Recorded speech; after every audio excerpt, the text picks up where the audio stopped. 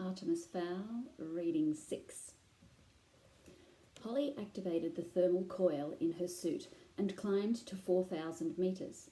The hummingbird wings were top of the range. The battery readout showed 4 red bars, more than enough for a quick jaunt through mainland Europe and across the British Isles.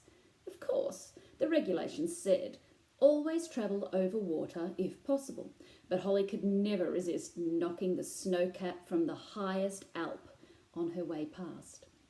The suit protected Holly from the worst of the elements, but she could still feel the chills sinking into her bones. The moon seemed huge from this altitude, the craters on its surface easily distinguishable. Tonight, it was a perfect sphere, a magical full moon.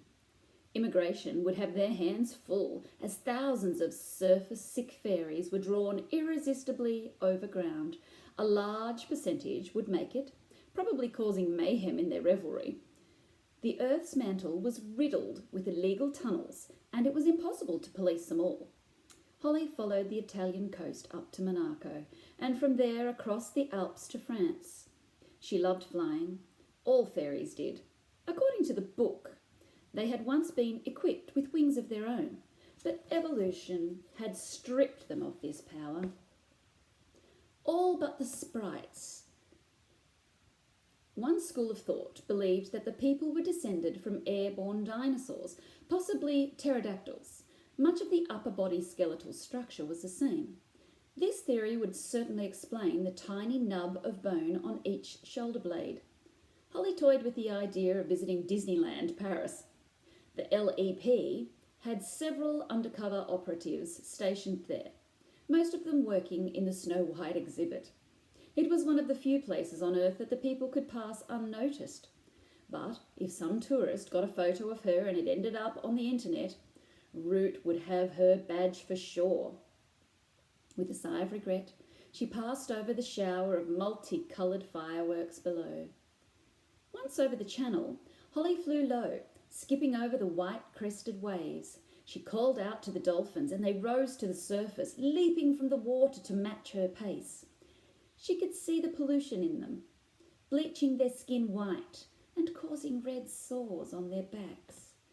And although she smiled, her heart was breaking.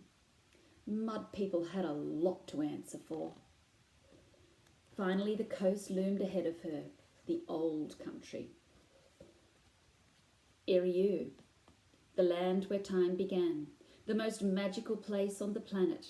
It was here, 10,000 years ago, that the ancient fairy race, the Danann, had battled against the demon Fomorians, carving the famous Giant's Causeway with the strength of their magical blasts.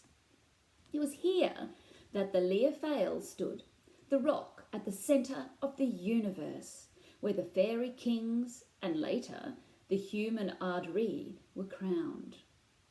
And it was also here, unfortunately, that the mud people were most in tune with magic, which resulted in a far higher people sighting rate than you got anywhere else on the planet.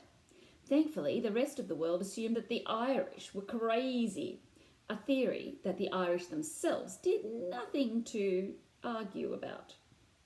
They had somehow got it into their heads that each fairy lugged around a pot of gold wherever they went. While it was true that LEP had a ransom fund because of its officers' high-risk occupation, no human had ever taken a chunk of that yet. This didn't stop the Irish population in general from skulking around rainbows, hoping to win the supernatural lottery. But in spite of all that, if there was one race the people felt an affinity for, it was the Irish.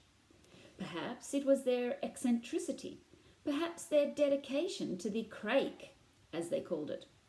And if the people were actually related to humans, as another theory told it, odds on it was the Emerald Isle where it started. Holly punched up a map on her wrist locator and set it to sweep for magical hotspots. The best site would obviously be Tara, near the Fowl, But on a night like tonight, every traditionalist fairy with an overground past would be dancing around the holy scene, so best to give that one a miss. There was a secondary site not far from here, just off the southeast coast. Easy access from the air, but remote and desolate for land-bound humans. Holly reined in the throttle and descended to 80 metres. She skipped over a bristling evergreen forest, emerging in a moonlight meadow. A silver thread of river bisected the field, and there, nestling in the fold of a meander loop, was the proud oak tree. Holly checked her locator for life forms. Once she judged the cow, 2 fields over, not to be a threat, she cut off her engines and glided to the foot of the mighty tree. 4 months of stakeout. Even Butler, the consummate professional, was beginning to dread the long nights of damp and insect bites. Thankfully, the moon was not full every night. It was always the same. They would crouch in their foil-lined hide in complete silence, Butler repeatedly checking his equipment, while Artemis stared unblinking through the eye of the scope. At times like these, nature seemed deafening in their confined space. Butler longed to whistle, to make conversation, anything to break the unnatural silence. But Artemis's concentration was absolute. He would brook no interference or lapse of focus. This was business. Tonight, they were in the southeast, the most inaccessible site yet. Butler had been forced to make 3 trips to the jeep in order to hump the equipment across a stile, a bog, and 2 fields. His boots and trousers were ruined. And now he would have to sit in the hide with ditch water soaking into the seat of his pants. Artemis had somehow contrived to remain spotlessly clean. The hide was ingenious in design, and interest had already been expressed in the manufacturing rights, mostly by military representatives, but Artemis had resolved to sell the patent to a sporting goods multinational. It was constructed of an elasticated foil polymer on a multi-hinged fiberglass skeleton. The foil, similar to that used by NASA in their space shuttles, trapped the heat inside the structure while preventing the camouflaged outside surface from overheating.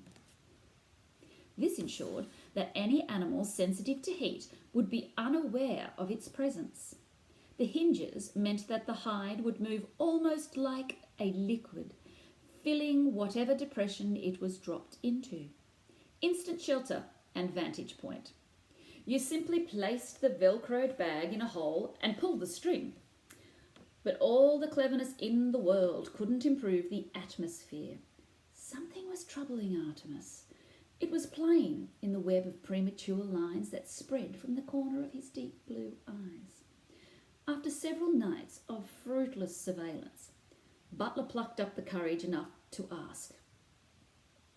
"Artemis," he began hesitantly, "I recognize it's not my place, but I know there's something wrong. And if there's anything I can do to help." Artemis didn't speak for several moments, and for those few moments Butler saw the face of a young boy, the boy Artemis might have been. It's my mother, Butler," he said at last. "I'm beginning to wonder if she'll ever..." Then the proximity alarm flashed red. Holly hooked the wings over a low branch, unstrapping the helmet to give her ears some air. You had to be careful with elfin ears. A few hours in the helmet and they started to flake. She gave the tips a massage. Yes, no dry skin there. That was because she had a daily moisturising regime, not like some of the male LEP officers. When they took off their helmets, you'd swear it started to snow. Holly paused for a minute to admire the view. Ireland certainly was beautiful. Even the mud people hadn't been able to destroy it yet. Not yet, anyway. Give them another century or 2. The river was folding gently before her like a silver snake, hissing as the water tumbled across a stony bed. The oak tree crackled overhead, its branches rasping together in the bracing breeze. Now to work. She could do the tourist thing all night once her business was complete. A seed. She needed a seed. Holly bent to the ground, brushing the dried leaves and twigs from the clay surface. Her fingers closed around a smooth acorn. Well, that wasn't hard now, was it? She thought. All that remained for her to do was to plant it somewhere else, and her powers would come rushing back. Butler checked the porter radar, muting the volume in case the equipment betrayed their position. The red alarm swept the screen with agonizing lethargy. And then, flash! An upright figure by the tree. Too small for an adult, the wrong proportions for a child. He gave Artemis the thumbs up. Possible match. Artemis nodded, strapping the mirrored sunglasses across his brow. Butler followed his lead, popping the cap on his weapon's starlight scope. This was no ordinary dart. It had been especially tooled for a Kenyan ivory hunter and had the range and rapid-fire capacity of a Kalashnikov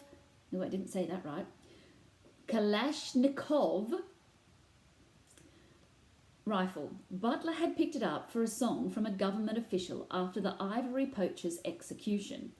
They crept into the night with practised silence. The diminutive figure before them unhooked a contraption from around its shoulders and lifted a full-face helmet from a definitely non-human head. Butler wrapped the rifle strap twice around his wrist, pulling the stock into his shoulder. He activated the scope and a red dot appeared in the centre of the figure's back. Artemis nodded and his manservant squeezed the trigger. In spite of 1,000,000 to 1 odds, it was at that precise moment that the figure bent low down to touch the earth. Something whizzed over Holly's head, something that glinted in the starlight. Holly had enough on-the-job experience to realise that she was under fire and immediately curled her elfin frame into a ball, minimising the target. She drew her pistol, rolling towards the shelter of the tree trunk. Her brain scrambled for possibilities. Who could be shooting at her, and why? Something was waiting beside the tree, something roughly the size of a mountain, but considerably more mobile. Nice pea shooter, grinned the figure, smothering Holly's gun hand in a turnip-sized fist. Holly managed to extricate her fingers in a nanosecond before they snapped like brittle spaghetti. "I don't suppose you would consider a peaceful surrender," said a cold voice behind her. Holly turned, elbows raised for combat. "No," sighed the boy melodramatically. "I suppose not." Holly put on her best brave face. "Stay back, human! You don't know what you're dealing with!" The boy laughed. "I believe, Fairy, that you're the one unfamiliar with all the facts." Fairy? He knew she was a fairy? "I have magic, you mudworm, enough to turn you and your gorilla into pig droppings." The boy took a step closer. "Brave words, miss, but lies nonetheless. If, as you say, you had magic, you would have no doubt used it by now. No, I suspect that you have gone too long without performing the ritual, and you're here to replenish your powers." Holly was dumbfounded. There was a human before her, casually spouting sacred secrets. This was disastrous, catastrophic. It could mean the end of generations of peace. If the humans were aware of fairy subculture, it was only a matter of time before the two species went to war. She must do something, and there was only one weapon left in her arsenal. The mesmer. It's the lowest form of magic and requires only a tiny trickle of power. There are even certain humans with a bent for the talent. It is within the ability of even the most drained fairy to put a complete mind kibosh on any human alive. Holly summoned the final dribble of magic from the base of her skull. Human, she intoned, her voice suddenly resonating with bass tones. Your will is mine. Artemis smiled, safe behind his mirrored lenses. I doubt it, he said, and nodded curtly. Holly felt the dart puncture the suit's toughened material, depositing its load of Q-rare and cinqueloquine chloride-based tranquilizer into her shoulder. The world instantly dissolved into a series of technicoloured bubbles, and try as she might, Holly couldn't seem to hold on to more than one thought. And that thought was, how did they know? It spiralled around her head as she sank into unconsciousness. How did they know? How did they know? How did they?